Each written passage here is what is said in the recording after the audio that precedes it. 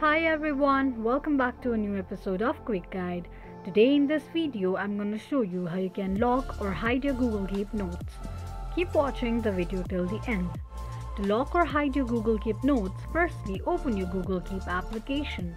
The home page of Google Keeps where the saved notes will be displayed on the screen. Long press on any notes you want to lock or hide and click on three dots at the top right corner of the screen. Among the drop-down options, tap on Archive option.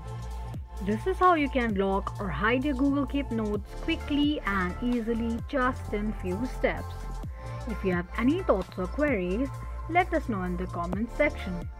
Don't forget to subscribe to our channel.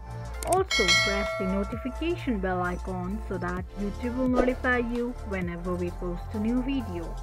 I hope this video was helpful to you. Thank you so much for watching.